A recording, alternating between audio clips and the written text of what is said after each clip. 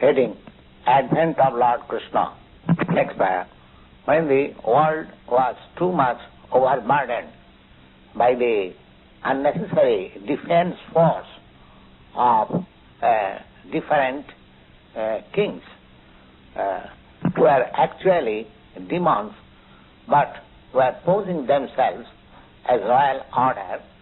At that time, the whole world become perturbed, and the predominating deity of this earth, known as Bhumi, went to see Lord Brahma to express our calamities on account of the demonic kings.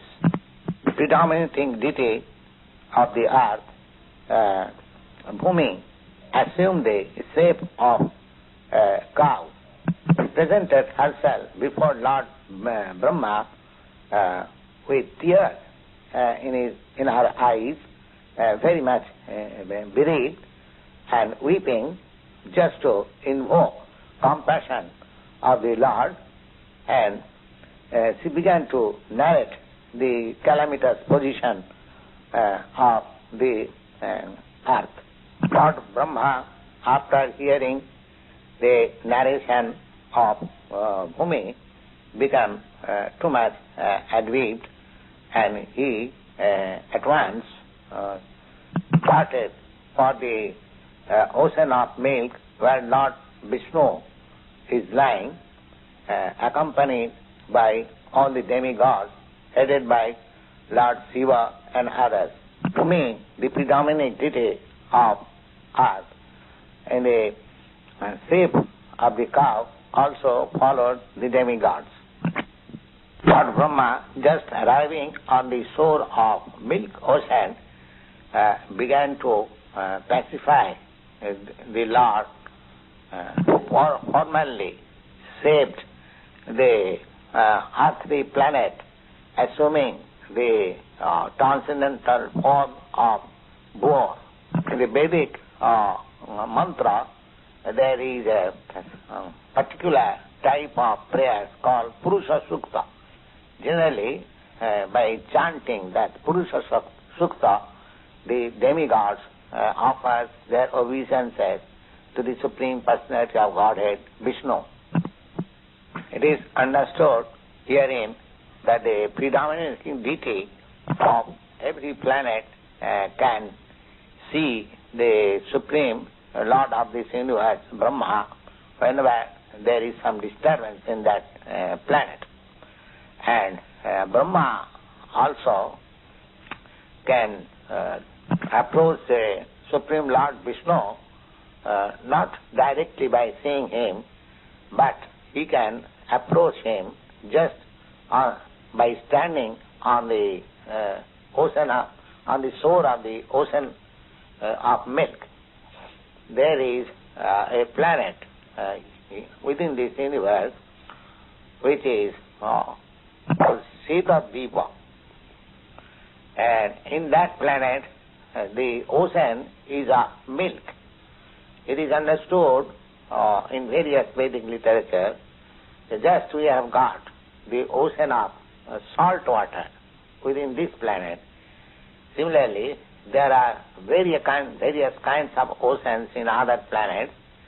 Somewhere there is the ocean of milk, somewhere there is ocean of oil, somewhere there is ocean of liquor, and there are different types of ocean.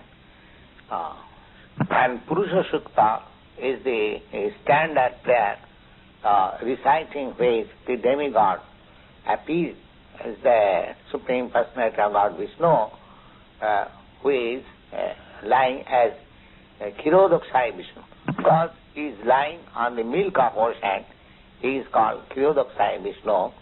And this Kshirodakshayi Vishnu is the Supreme Personality of Godhead, through him whom all the incarnation within this universe appears.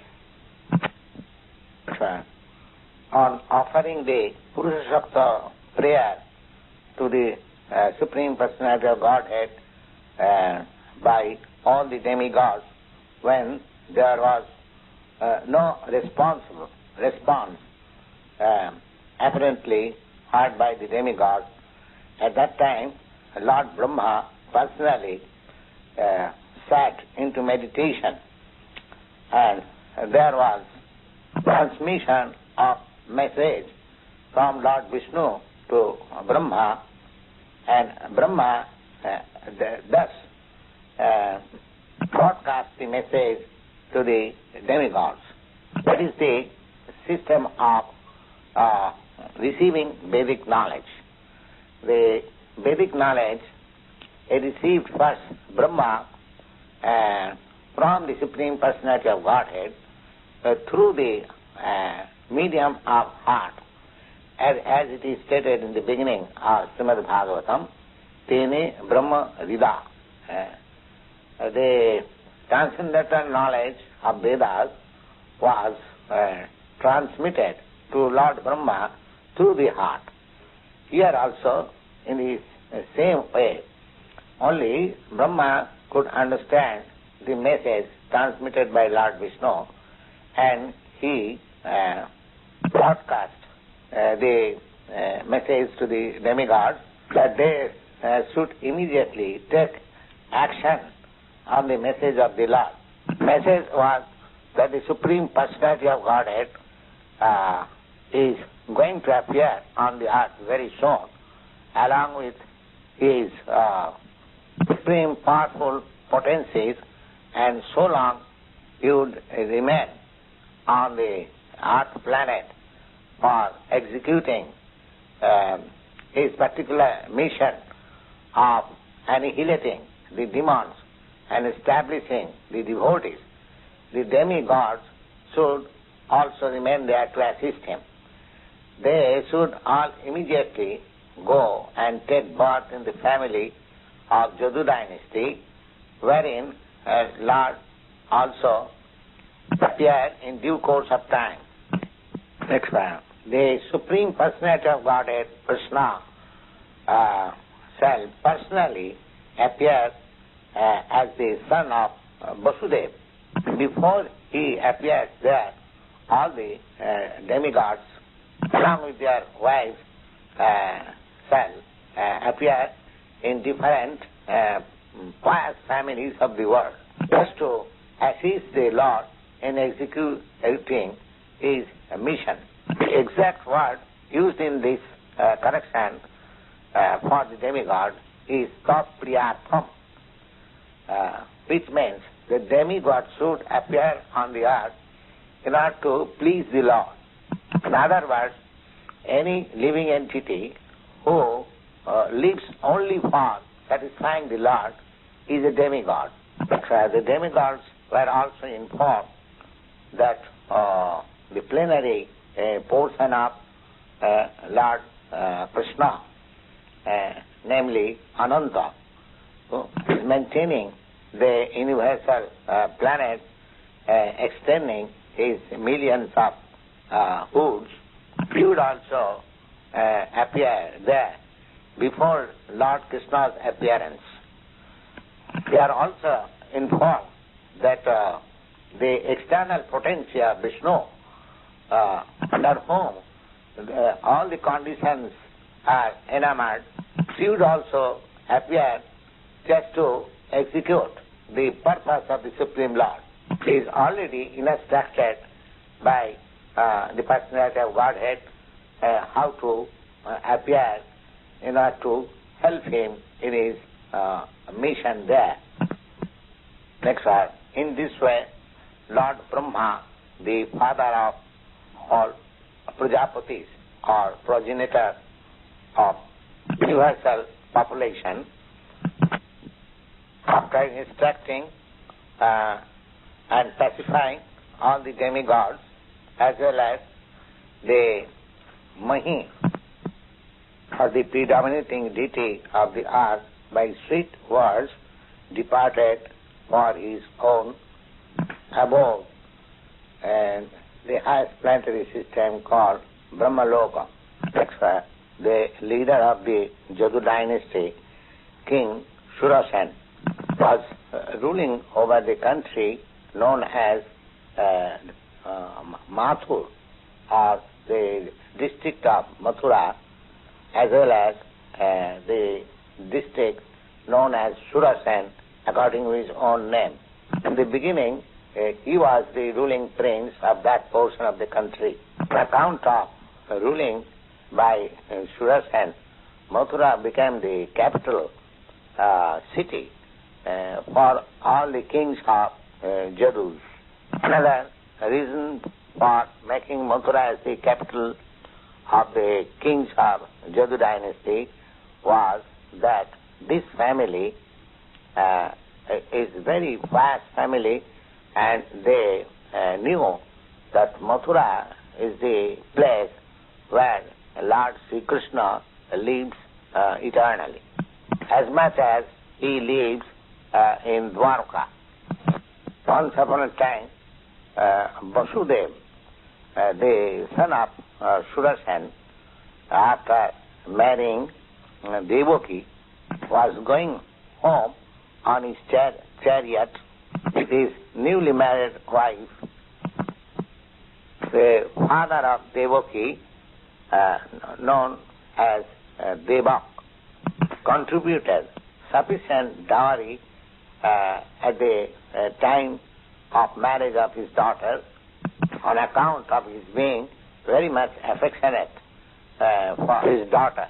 At the beginning, he contributed 100 chariots, completely decorated with golden equipments.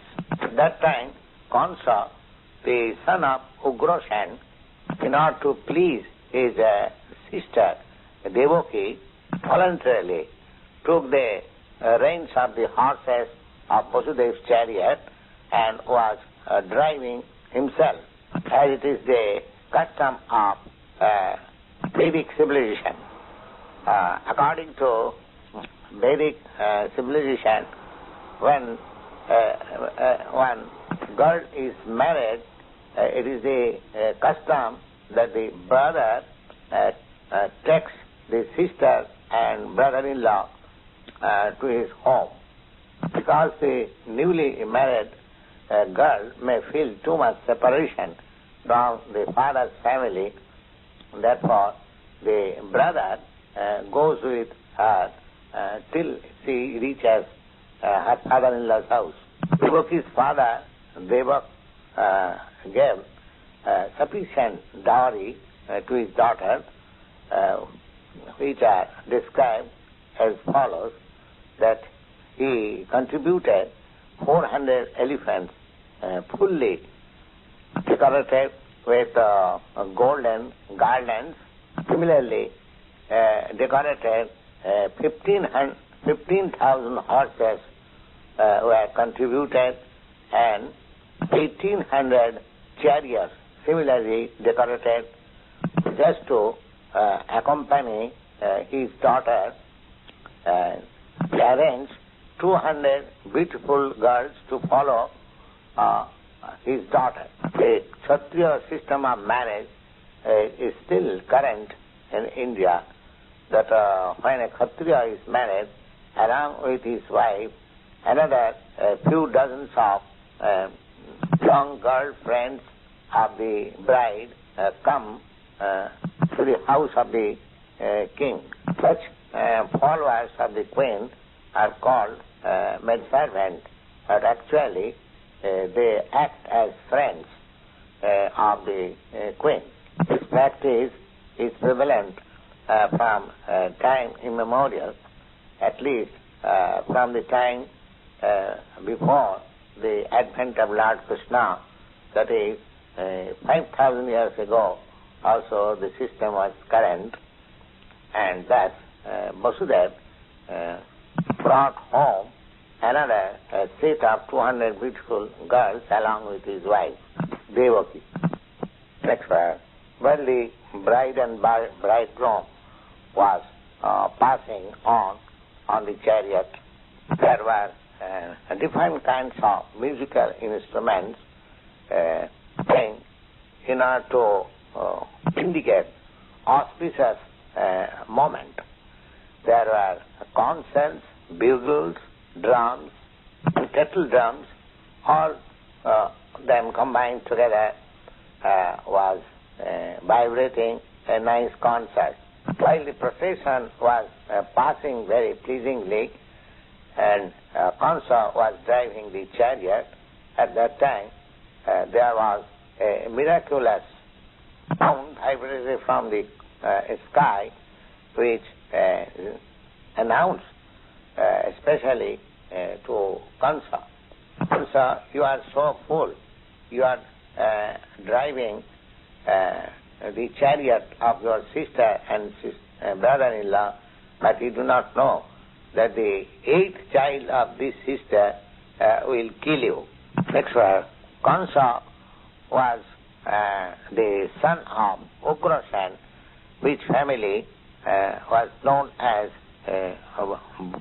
Bhoja dynasty. And it is said Kṛṣṇa was the worst of all the Bhoja dynasty king. So immediately after hearing the omen from the sky, he became very much alert and caught hold of the bunch of hair of Devaki and was just about to kill her with his sword. Vasudeva was astonished by seeing the behavior of Kṛṣṇa, and in order to pacify the cruel, blameless brother-in-law Kṛṣṇa, Vasudeva began to say as follows, with great reason and evidences. He said, my dear brother-in-law Kṛṣṇa, you are the most famous king of the Bhoja dynasty, and people know that you are the greatest warrior and valiant king, and how it is that you are so much infuriated that you are ready to kill one woman, and especially she is your sister, at the auspicious ceremony of her marriage. And why you should be so much afraid of death? Death is already born along with your birth. Since you have taken your birth, from the very day you have begun to die. Suppose you are now 25 years old, that means you have already died 25 years. So, every moment, every second you are dying. Why you should be so much afraid of death? Final death is inevitable. Either you may die today or 100 years after, you cannot avoid death. So why you should be so much afraid? Actually, death means annihilation of the present body. So, as soon as the present body is stopped functioning and mixed with the elements of material nature, the living entity within the body, according to his own action and reaction, accepts another body, and thus gives up the present body. Just like when a man walks on the street, he steps forward one leg, and when he is confident that his leg is situated in a sound ground, he lifts the other leg. In this way, one after another, body is changed and the soul transmigrates.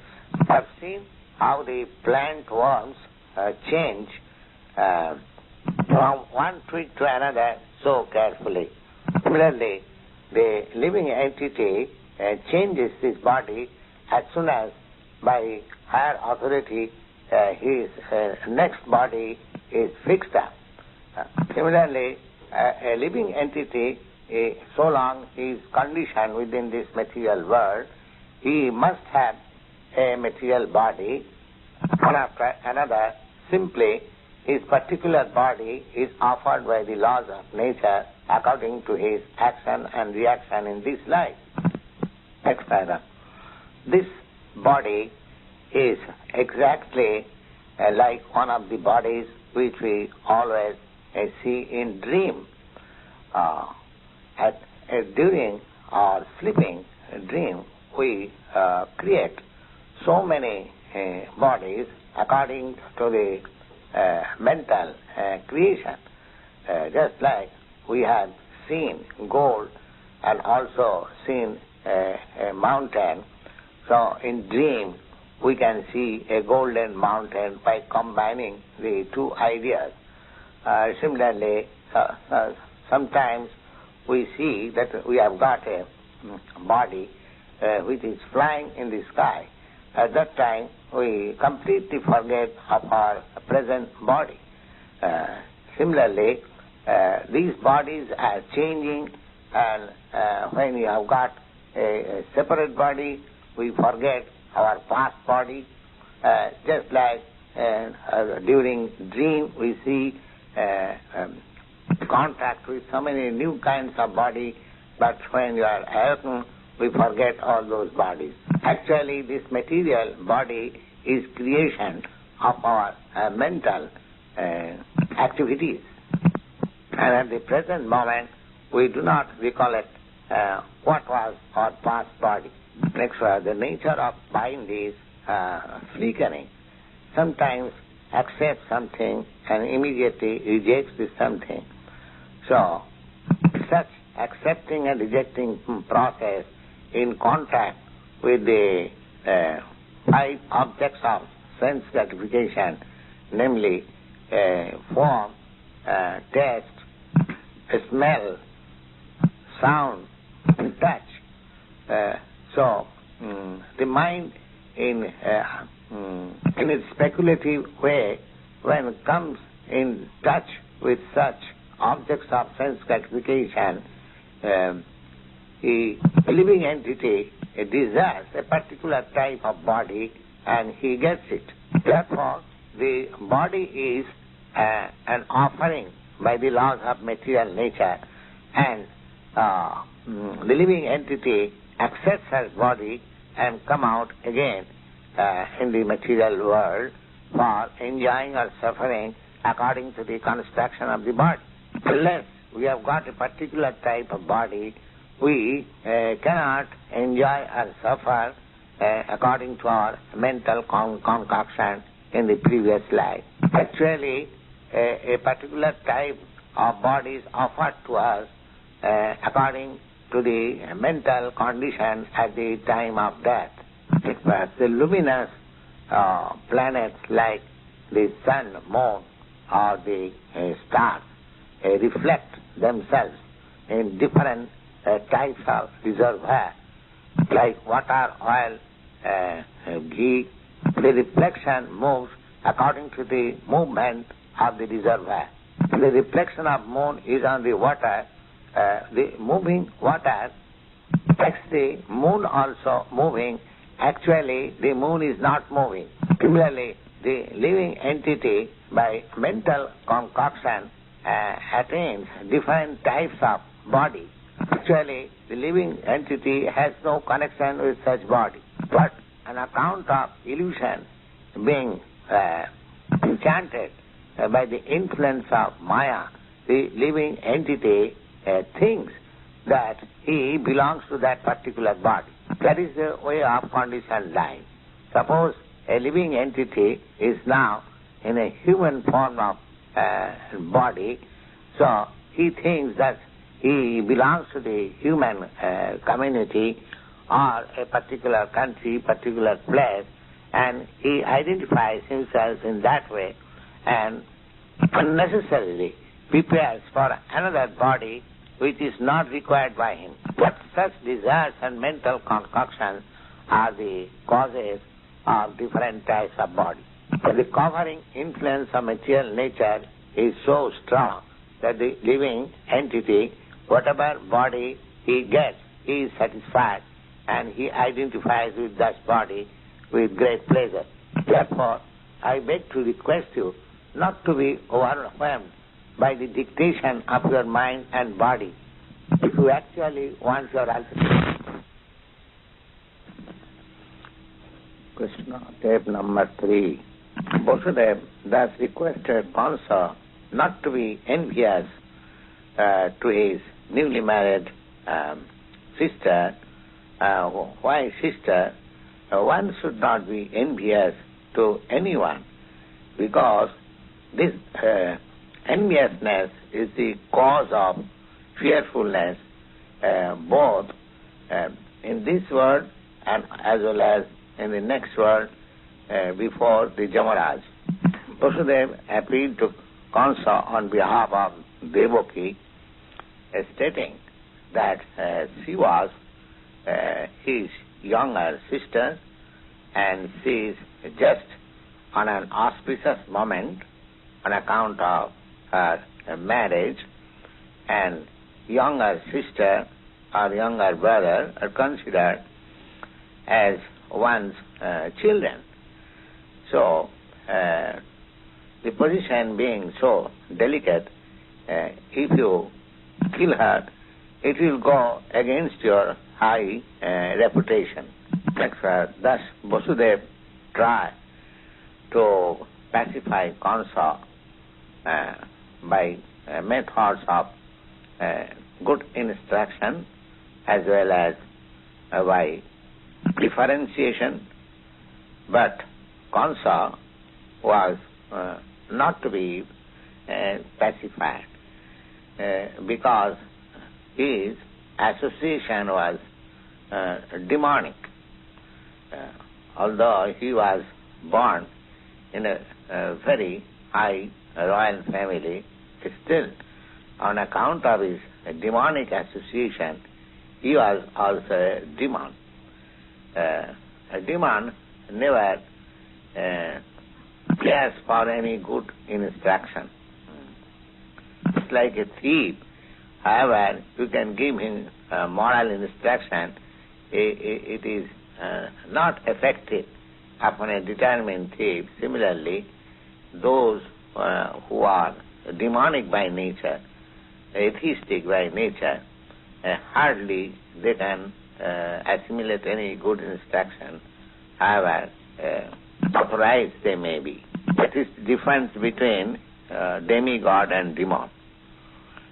Those who can accept good instruction and try to behave in their life in that way, they are called demigods. And those who are unable to take such good instruction, they are called demons. Vasudeva, however, failing in his attempt to pacify Kṛṣṇa, he thought within himself how to protect his wife Devaki. When there is imminent danger, an intelligent person should try to avoid such dangerous position as far as possible by good intelligence, and in spite of endeavoring by all intelligence, if one fails to avoid any dangerous position, there is no fault on his part. Jatne kriti jadina siddhati. One should try his best to execute his duties, but in spite of all endeavor, if the attempt fails, he has no fault. Vasudeva thought it wise, for the present, let me save the life of Devaki. Then, later on, if there are children, I shall see how to save them. He thought within himself, if in future I get one child who can kill Kṛṣṇa, as Kṛṣṇa was thinking, then both Devaki and the child would be saved, because the law of providence is inconceivable. Somewhere or other, let me now save the life of Devaki. There is no certainty how a living entity contacts a certain type of body, as much as there is no certainty how the blazing fire come in contact with a certain type of wood in the forest.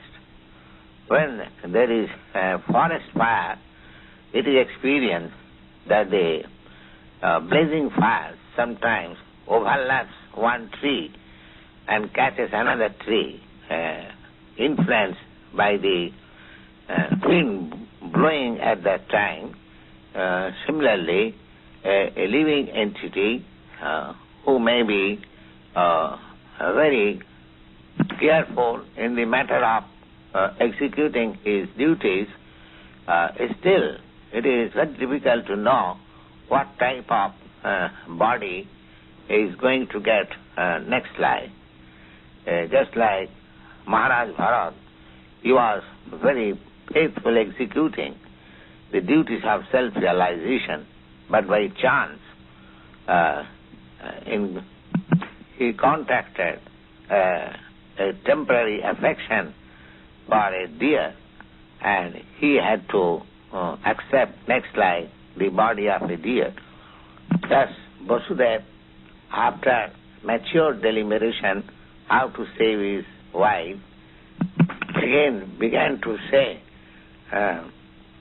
with great respect to Kṛṣṇa, although he was the most sinful man. It sometimes happens that a person like Vasudeva, the most virtuous person, has to flatter a person like Kṛṣṇa, the most vicious person. So that is the way of our diplomatic transaction. And Vasudeva, although he was deeply aggrieved within himself, outwardly he presented himself as a smiling. Thus he addressed to the shameless Kṛṣṇa, because he was so much atrocious. Vasudeva said to Kṛṣṇa, "My dear brother-in-law, now just consider that you have no danger from your sister. If you are awaiting some danger, as you have heard a voice of foretelling from the sky, so you are confronted with the sons of your sister. The sons of your sister are not present. Who knows, there may be sons or there may not be sons. Considering all this position, you are safe for the present, and there is no cause of fearing from your sister.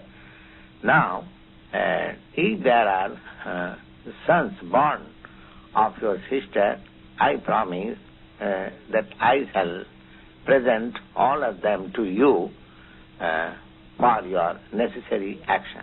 If Kṛṣṇa knew the value of the word of honor from Vasudeva, and he was convinced by his argument, so for that time he freed himself from the heinous action of killing his sister.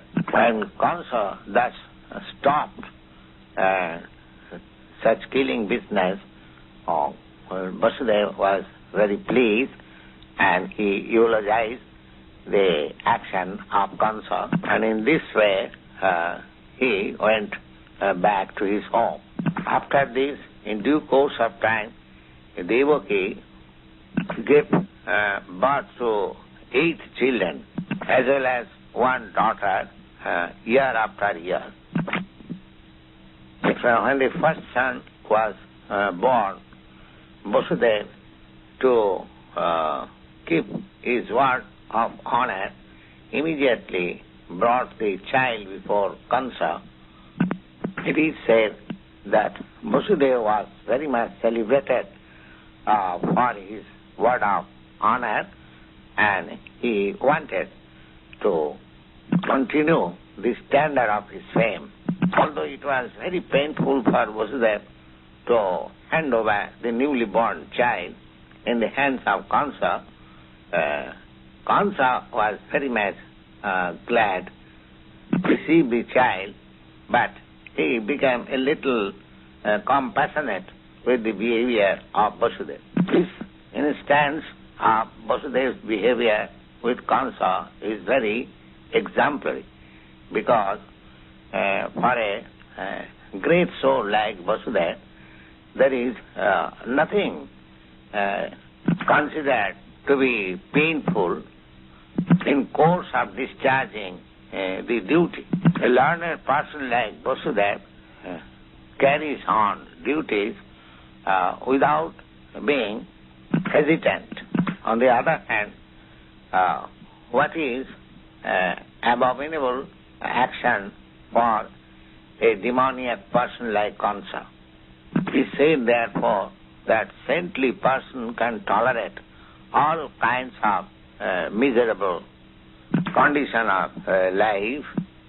A learned man can discharge his duties without waiting for any favorable circumstances, and a heinous person like Kṛṣṇa can act any sinful activity, and a devotee can sacrifice anything for satisfying the Supreme Personality of Godhead.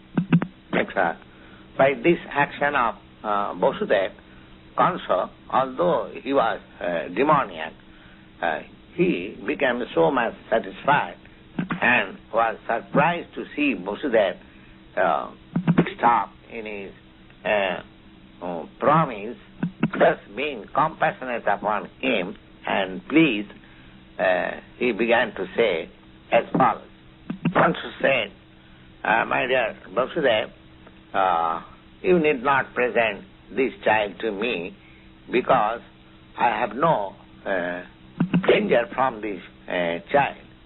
I have heard that from the 8th child born of you and Devaki would kill me. So why shall I accept this child unnecessarily? You can take him back. After this, when Vasudeva was going back with his firstborn child, although he was little pleased within himself by the behavior of Kṛṣṇa, still he could not believe him, because he knew Kṛṣṇa was uncontrolled, atheistic person. Therefore, he cannot be fixed up in his word of honor. In other words, one who cannot control the senses cannot be fixed up in their determination. There is a saying of one great politician named Chanakya Pandit.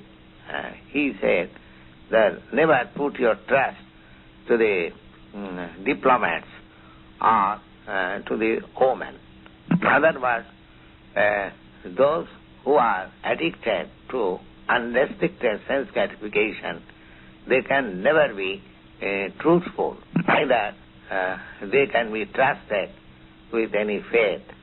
When Vasudeva went away to his home, at that time the great sage Narada came to Kṛṣṇa, and he was informed about Kṛṣṇa's becoming compassionate with Vasudeva and returning his first child.